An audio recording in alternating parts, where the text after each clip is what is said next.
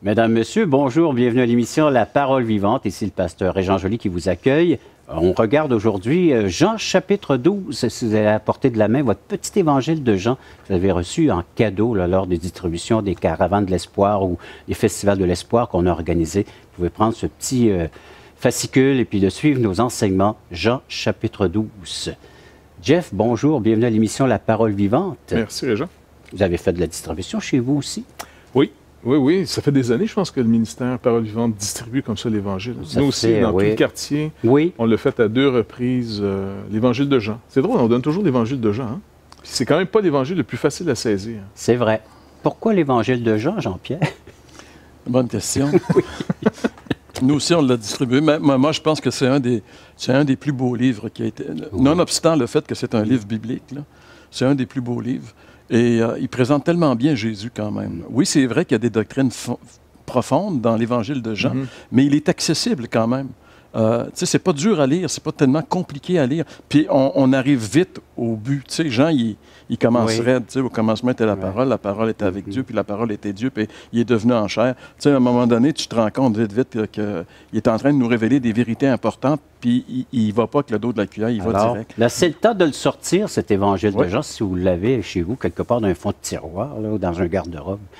Aujourd'hui, on regarde Jean chapitre 12 et le thème, c'est l'invitation finale. Voilà le thème que nous aborderons aujourd'hui à l'émission La Parole vivante.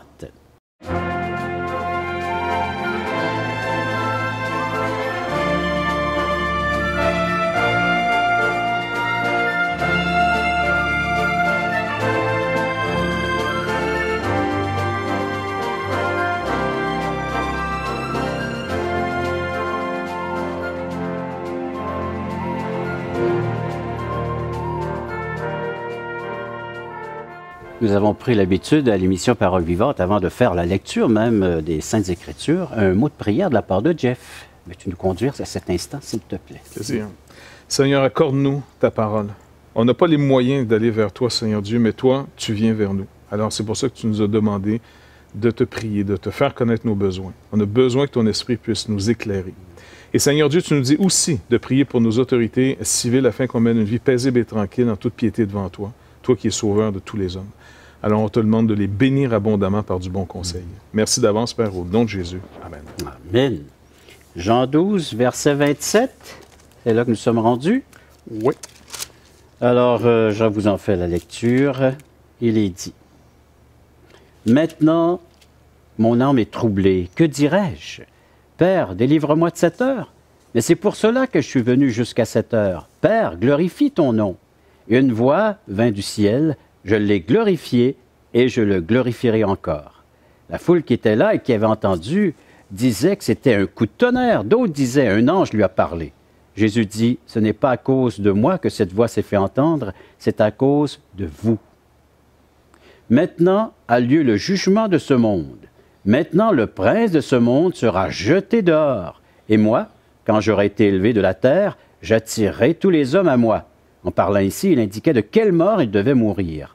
La foule lui répondit, « Nous avons appris par la loi que le Christ demeure éternellement. Comment donc dis-tu, il faut que le Fils de l'homme soit élevé? Qui est ce Fils de l'homme? » Jésus leur dit, « La lumière est encore pour un peu de temps au milieu de vous. Marchez pendant que vous avez la lumière, afin que les ténèbres ne vous surprennent point. Celui qui marche dans les ténèbres ne sait où il va. Pendant que vous avez la lumière, croyez en la lumière, afin que vous soyez des enfants de lumière. » Jésus dit ces choses, puis il s'en alla et se cacha loin d'eux. Jésus, il parle beaucoup, sa mort est proche, hein, puis il en parle. Il en parle abondamment. Il vient d'en parler avec les Grecs, et maintenant il continue à parler de la mort. Mais la mort, tu sais, Jésus, il n'est pas comme Superman. Là. Il dit, mon cœur est troublé, mon âme est troublée. Face à ce qui arrive, là, il était quand même... angoissé, là. Absolument. Il vivait des moments pénibles et difficiles. Mais quand même, et c'est ce que je trouve intéressant, que te dirais-je, Dieu, délivre-moi de cette heure, mais c'est pour ça que je suis venu. Il était aussi conscient du fait qu'il devait aller à la croix. Il devait mourir pour nos péchés, même si c'était horrible et terrible pour lui. Mais il devait le faire. Il était venu pour ça et il allait aller jusqu'au bout. Et ça l'affecte. Absolument. Oui. Parce qu'on oublie que si Jésus est troublé, alors comment on devrait être troublé si on n'a pas encore trouvé celui qui rachète? Je veux dire, c'est de la sagesse simple. Moi, je me rappelle d'avoir été invité une fois par un ami. C'est un chrétien, un gars très engagé dans l'œuvre. Puis bref, il m'invite, il s'appelle Jean Eppel. Je ne sais pas si vous le connaissez. Non. Il était très impliqué avec les Gédéons à une certaine période. Bref, il m'invite dans son avion pour aller finalement à Wimantashi à l'époque. Fait que j'y vais. Puis quand on est parti, il me dit, écoute, habille-toi chaudement. Puis il me donne toutes sortes de conseils parce qu'il a amené un gars du gouvernement, entre autres, là-bas. Fait que quand on est dans l'avion, il dit, écoute, ça risque de brasser un peu, mais de toute façon, il faut toujours avoir de quoi survivre. Fait qu'il avait amené des sacs de couchage en cas qu'on crache. Mais tu sais, il est très prudent. Bon, toi, dans ta tête, c'est la première fois que tu pars dans un petit avion avec un... Ça te rassure? Ben écoute, on part, tout va bien, et quand on commence à arriver vers les montagnes, écoute, ça brasse. Mais j'ai rarement vu que ça brassait de même dans un avion. Puis là, j'étais en arrière, il y avait le gars du gouvernement qui était là, puis il y avait Jean le pilote. Fait que le gars du gouvernement me regardait en voulant dire « T'es-tu bien? » Tu sais, toutes les deux, on se regardait. Fait qu'à un moment donné, j'ai dit « Regarde Jean, si lui n'est pas nerveux, on est correct. Si lui est nerveux, on devrait être nerveux. » Mais Jean n'était pas nerveux. Oui. Il était correct, puis il se retournait, on aurait pu aller, rien. Mais Jésus est nerveux. Oui. Puis la simple sagesse, je me dis, si Jean avait été nerveux, si Jean Eppel, Jean ici nous dit que si le pilote était, si Jean avait été nerveux, là, je serais devenu très nerveux parce que lui sait ce qui est en train de se passer. Oui. Moi, je ne sais pas, je me fie à celui qui sait pour Il a la réinterpréter. vision, lui, des choses à venir. Exactement. Jésus regarde la mort qui s'en vient Oui. pour nous et il est extrêmement troublé, même au point qu'il dit dans d'autres évangiles, mon âme est troublée jusqu'à la mort. Oui, mais nous allons voir cette angoisse qui va le perturber de plus en plus au jardin de Gethsémani, encore une fois. Et là, je pense que pour des gens qui se moquent de la mort en disant « il n'y a pas de danger, c'est pas grave », ça risque d'être une méchante surprise pour ceux qui auront négligé un si grand salut. Oui. Et Jésus, il nous révèle ici l'état de son âme, il nous révèle ses souffrances, son angoisse, mais il va révéler quelque chose d'absolument incroyable qui va se produire quand il va mourir. On va voir ça après la pause. Oui, après la pause, on va suivre l'enseignement du Maître, de ce qu'il a voulu dire, et surtout le lancement de cette invitation à chacun d'entre nous de croire en ses paroles, de croire en son enseignement, de croire qu'il est cette lumière qui éclaire encore les hommes. Et encore aujourd'hui, il nous éclaire par ses enseignements. Vous voulez réagir, vous le faites en composant le numéro de téléphone suivant, 1-877-l'Espoir, 1-877-537-7647, ou écrivez-nous, espoir.ca, toutchrétien.com. Après la pause, on revient avec le texte d'aujourd'hui. La faiblesse de Dieu est plus puissante que toute la force de l'humanité réunie ensemble.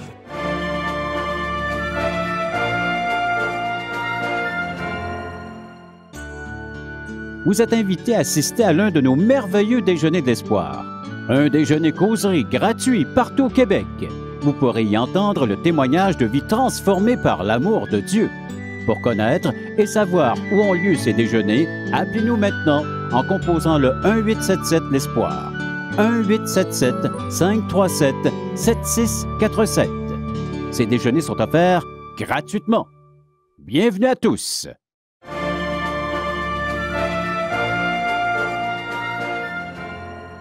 Nous allons poursuivre cette lancée, cette intensité qu'on retrouve chez Jésus dans son enseignement en tant que maître. Il laisse voir ses sentiments, ses émotions, ça passe, là. Pas juste le message, pas juste des mots, mais on voit son cœur ici. Il y a comme un paradoxe. Il y a cette foule qui est en euphorie, puis il y a Jésus qui est en train, lui connaît, il sait ce qui se passe. Il vit tout autre chose que la foule. Oui. Eux, ils s'imaginent, Jésus rentre à Jérusalem, il s'installe, c'est le roi, on vainc les nations, les Romains s'en vont. Mais regarde, Jésus sait ce qui arrive. Il sait qu'il va mourir. Mais la mort de Jésus, elle a des répercussions incroyables et on n'est pas toujours conscient. Parce que la Bible nous révèle un petit peu, à travers les branches, ce qui s'est vraiment passé quand Jésus est mort sur la croix. Et le verset 31, j'aimerais que Jeff nous lise le verset 31, parce que Jésus ici dit qu'il va se produire quelque chose de tout à fait incroyable quand il va mourir. Il dit, maintenant a lieu le jugement de ce monde.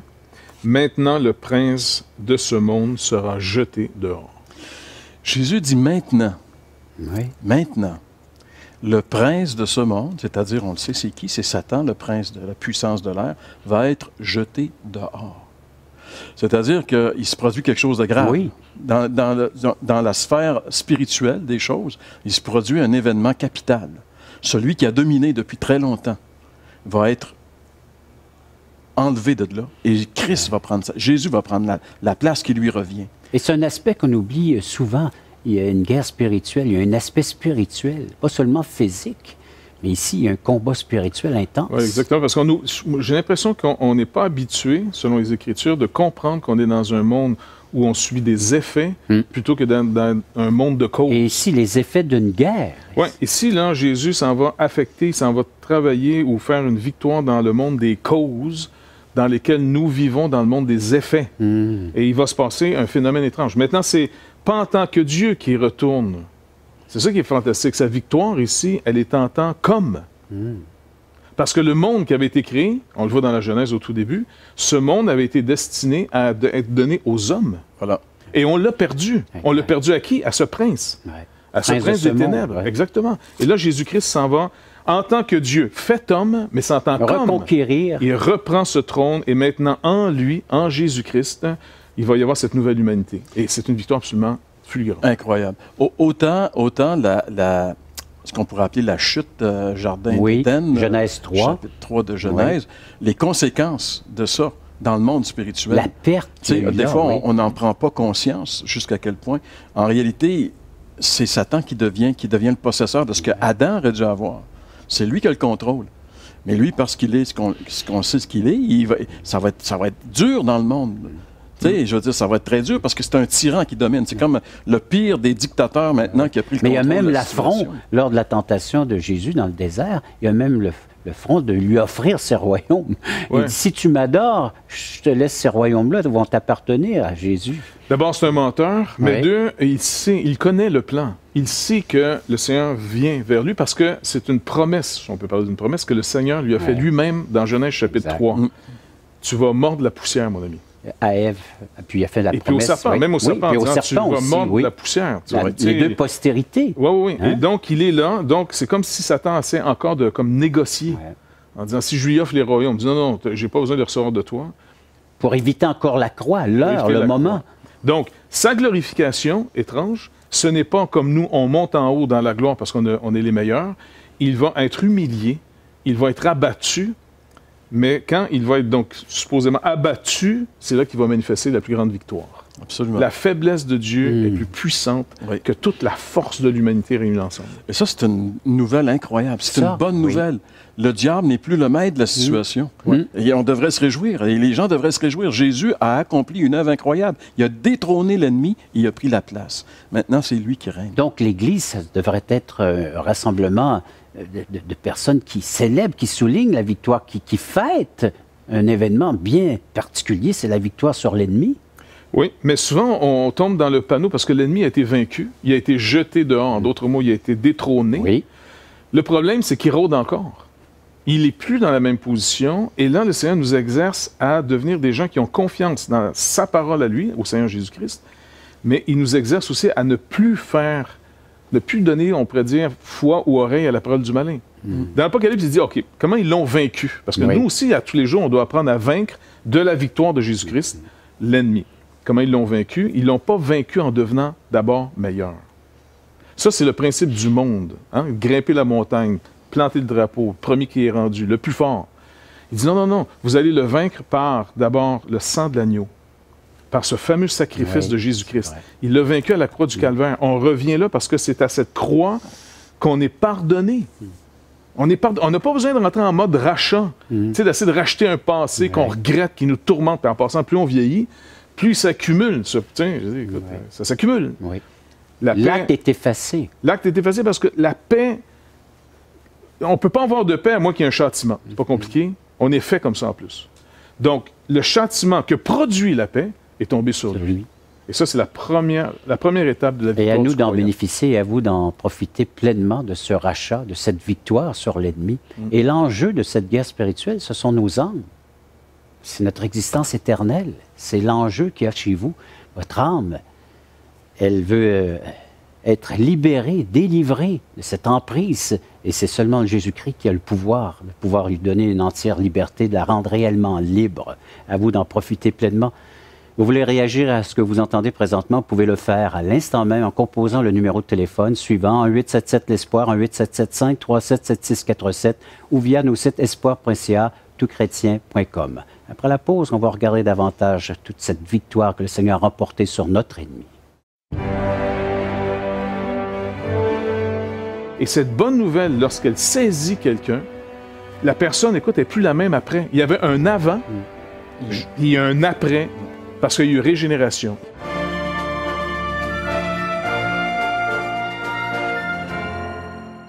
Nous vous invitons à nous contacter pour recevoir gratuitement de la littérature. Vous recevrez le Nouveau Testament, une portion des Écritures relatant la vie de Jésus, ainsi que l'Évangile de Jean qui parle de comment connaître Jésus et sa merveilleuse promesse. Un tract, Aujourd'hui l'espoir, c'est Jésus seul. Et finalement, un livre de relations d'aide sur la Bible de June Hunt qui nous parle que la Bible est la source suprême de la révélation du sens de la vie. Alors n'hésitez pas à appeler, c'est gratuit.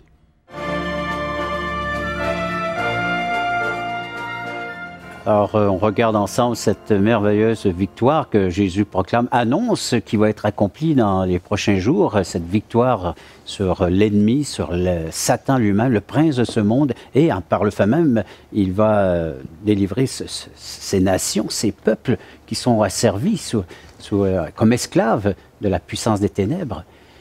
Mais ça ne s'arrête pas là, ce n'est pas suffisant de savoir que Jésus a remporté une belle victoire. Il y a une invitation bien personnelle aussi. En fait, quand il dit le prince de ce monde, le dirigeant de ce monde va être jeté dehors ou chassé, il n'a pas encore parlé. Nous, on sait que c'est à la croix que ça se passe.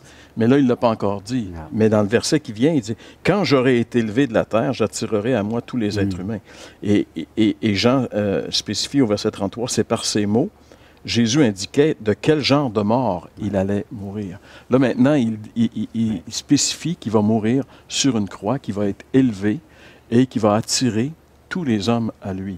Il va les attirer. Oui. Alors, ça, c'est... Et ce mot « tout », chers amis, est-ce qu'on peut en parler? Écoutez, si puis Jésus ne se trompe jamais, les Écritures ne peuvent pas être annulées ou anéanties. Donc, comment on doit entendre « J'attirerai tous les hommes à moi ». Est-ce que d'abord, tous les hommes vont être sauvés, selon les Écritures? Est-ce que tous les hommes vont être sauvés? Non, selon les Écritures, non. Non. Donc, si selon les Écritures, tous les hommes ne seront pas nécessairement sauvés, alors qu'est-ce qu'on entend par « j'attirerai tous les hommes » ? Est-ce que l'offre que Jésus fait, c'est vrai qu'il nous demande d'aller la proclamer au monde entier afin que quiconque veut vienne, l'offre est authentique. Donc, c'est pour ça qu'on le fait. Oui, parce qu'ils vont l'entendre et puis ils peuvent réagir et puis répondre. Ici, là, j'attirerai, là, il y a le même mot quand on regarde dans Actes 16, 19. C'est le même mot dans le grec, mais on le traduit différemment. On est finalement à l'époque où l'apôtre Paul, avec finalement son acolyte, je pense que c'est Barnabas qui est là à l'époque, vont finalement chasser le démon qui rend une femme, une jeune servante, capable... Ils vont détrôner le démon de la vie de cette femme. Exactement, c'est là qu'on voit l'autorité. Normalement, ça ne va pas à la chasse aux démons, OK? C'est pas de nos oignons. S'ils sont dans notre chemin, par contre, on a le pouvoir de marcher sur cette puissance parce que Jésus s'est chargé de leurs dirigeants. Ils n'ont plus le mandat, ils n'ont plus la puissance. Donc, ils se trouvent devant cette servante qui semble faire une publicité pour eux depuis 3 jours. Hey, c'est des serviteurs de Dieu, ils vous annoncent la voie du salut. Et il dit qu'à un moment donné, Paul s'est énervé, ça l'a fatigué. Et il dit, verset 18, « Elle fit cela pendant plusieurs jours. Paul, fatigué, se retourna et dit à l'esprit, pas à la fille, à l'esprit, « Je t'ordonne au nom de Jésus-Christ de sortir d'elle. » Et il sortit à l'heure même. Les maîtres de la servante, c'est une jeune esclave qui était possédée et qui était capable de faire de la divination, voyant disparaître l'espoir de leur gain, se saisirent de Paul et de Silas, je me suis trompé, c'est Silas, et les traînèrent sur la place publique devant les magistrats. Le mot ici, ils les traînèrent. Ils sont invités. C'est le même terme qu'on voit que la croix va nous attirer, va Quand nous il dit « j'attirerai », c'est que je vais traîner tous les hommes à moi. Donc, je traîne les hommes à moi, Jésus dit, et tout, c'est de tout sans distinction et non pas tout sans exception. C'est un tout sans distinction et non un tout sans exception. Et donc, ça, c'est l'aspect où le Seigneur nous montre l'effet de sa victoire. L'apôtre Paul va nous l'expliquer différemment en disant, je pense que c'est l'Épître aux Galates, ce qu'il dit, « Il nous a arrachés du présent siècle mauvais. » Oui. littéralement, on se perdait dans un siècle de courants de pensée qui nous aveugle, qui nourrit une rébellion en nous intense. Donc, il doit intervenir avec violence. Exactement. C'est pas juste, il est sur la rive, il va du moins en train de se noyer en disant, écoutez les gars, si ça vous tente, là, il y a une rive ici. Là. Non, quand quelqu'un est en train de se noyer, tu t'en vas le chercher. Donc, il nous commande d'aller par le monde entier, annoncer la bonne nouvelle, et cette bonne nouvelle, lorsqu'elle saisit quelqu'un, la personne, écoute, n'est plus la même après. Il y avait un avant, il y a un après, parce qu'il y a eu régénération. Ça a été saisi par le Seigneur. La croix est un scandale, une violence, une manifestation de la puissance. Écoute, au point que j'ai un ami qui travaille à développer une mission dans un certain pays que je n'aimerais pas, parce que ça peut être du trop pour lui. On doit y aller bientôt avec une petite équipe. Et il me dit, écoute, Jeff, les gens ici, d'abord, toutes les autorités sont contre l'Évangile. Il y a une persécution énorme. Les gens, malgré les autorités religieuses de la place, les gens se convertissent par songe. Et nous, notre travail, c'est d'aller au réseau de nos vies, c'est vrai. Mais c'est pas grave, on est sauvés. C'est pas grave, là, mais... Et d'annoncer la bonne nouvelle pour que ceux qui ont été saisis disent, oui, j'ai été saisi, et ils viennent. Mais c'est souvent au détriment de leur vie. Là, c'est pas un évangile bonbon en disant, écoutez, si vous vous convertissez, je sais pas moi, vous allez voir la 3e voiture, et puis finalement, vous allez faire vos rides, et puis vous allez maigrir de 15 livres. C'est complètement ridicule. Mais ça, c'est l'évangile. En tout cas, je ne vais pas m'énerver là-dessus, là, mais c'est un faux évangile. Oui. C'est pas ça, l'évangile. L'évangile, c'est... Non, reste calme. Le Seigneur... proclame le véritable évangile. Celui qui nous saisit, celui qui devrait saisir nos téléspectateurs à l'instant même. Oui.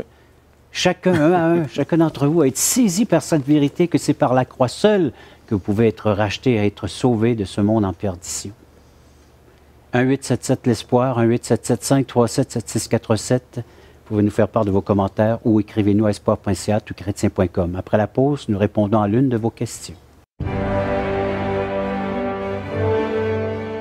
Souvent, on se préoccupe tellement des choses à venir, on angoisse ou non, on va s'inquiéter qu'on va perdre le bonheur qu'on aurait pu avoir dans l'instant présent.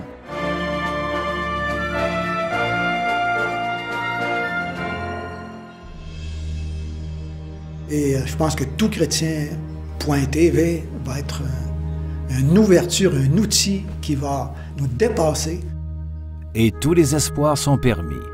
Touchrétien.com est donc là pour rester et grandir.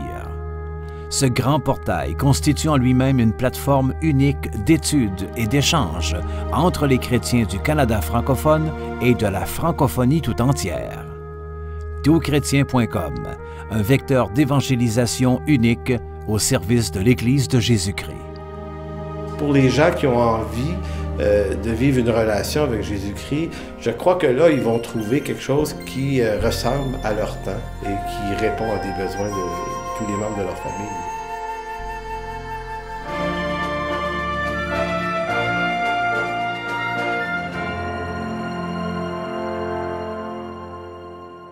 Question nous parvient de Carl, c'est au téléphone, qui a rejoint l'équipe d'Aujourd'hui l'Espoir, l'émission Parole vivante, pour nous poser cette question que voici. Qu'est-ce que le Seigneur entend par « chaque jour suffit sa peine » ? Dans le contexte où il le dit, je pense que ce qu'il veut dire, c'est qu'on ne doit pas s'inquiéter pour le lendemain. Dans le livre des Proverbes, il est dit de ne pas s'inquiéter parce qu'on ne sait pas ce qui va... On ne sait même pas ce qui va arriver. Ne t'en fais pas pour demain, tu ne sais même pas ce qui va arriver aujourd'hui. Donc, en voulant dire, regarde, vis l'instant présent, occupe-toi de faire ce que tu as à faire maintenant, c'est déjà assez. Souvent, on se préoccupe tellement des choses à venir, on angoisse ou non, on va s'inquiéter qu'on va perdre le bonheur qu'on aurait pu avoir dans l'instant présent. Et le Seigneur veut qu'on apprenne justement à vivre chaque jour, au jour à la fois, un jour à la fois. C'est comme la chanson. Oui, mais le Seigneur a dit, ne vous inquiétez de rien, ça va être le sermon sur la montagne, c'est le royaume de Dieu, voici comment vivre. Ne vivez pas d'inquiétude. Et Paul nous dit, en ajoutant comment on le vit à partir de la victoire de Christ, on vit sous un souverain qui contrôle toutes choses. Parce que le Seigneur dit de faire connaître nos besoins. Et puis pourquoi on ne devrait pas s'inquiéter? Parce qu'il est tellement souverain qu'il nous rappelle qu'il n'y a pas un moineau qui meurt sans que le Père l'ait voulu. Donc il dit, vous valez plus que beaucoup de moineaux. Donc dans ce sens-là, il faut redécouvrir qui est Dieu pour nous. Plutôt souvent, encore une fois, je trouve qu'on a trop insisté sur qui sont les gens pour Dieu. Tu sais, on parle beaucoup, vous devez ici pour le Seigneur. Non, non, non. Découvrons qui il est, lui, pour nous, et ça va transformer les gens qui écoutent. Si on découvre à quel point Dieu nous aime et que ce Dieu qui nous aime a tout vaincu pour nous et qu'il nous a attirés à lui, c'est même pas nous qui l'avons cherché. Le Seigneur dit non, c'est moi qui t'ai trouvé. Et le Seigneur va dire, peinez pour mon royaume. Cherchez premièrement le royaume de Dieu. Chaque jour suffit la peine. Si on doit ma peine, c'est de peiner, c'est de chercher la face de Dieu, son royaume. Et toutes ces choses vous seront données par-dessus, dit qu'il comblerait des besoins immédiats, nos besoins principaux. D'être occupé des vraies choses. En réalité, ce qu'il voulait, c'est ça, c'est d'amener notre intérêt à un stade un peu plus haut. On est toujours avec les yeux matériels, les yeux sur les choses de la terre. Lui, il veut qu'on voit plus grand. Et pour le reste, qu'on ne s'inquiète pas, qu'on lui fasse confiance. Il est le plus beau modèle.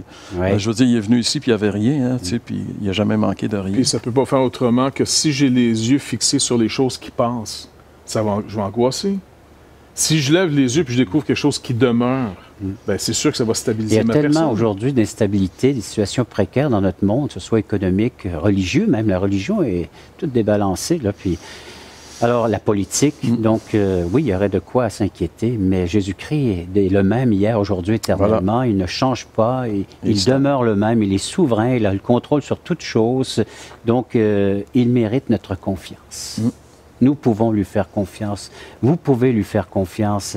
Il est là, présent dans la situation dans laquelle vous êtes présentement. Il suffit qu'au lieu de regarder au problème, de regarder une situation qui devient alarmante et peut-être qui grossit au point que vous en perdez même, vous aussi, le contrôle. Peut-être que ça en est bon que vous perdiez le contrôle afin de vous tourner vers Jésus-Christ et que lui puisse prendre le contrôle une fois pour toutes de la situation. Non seulement de la situation, mais de votre vie, de votre éternité, car il est celui qui est venu vaincre l'ennemi, qui est venu vaincre ce moi, cette façon de penser tourner vers soi, de tourner vers lui afin de pouvoir être animé et rempli de sa personne, de son œuvre.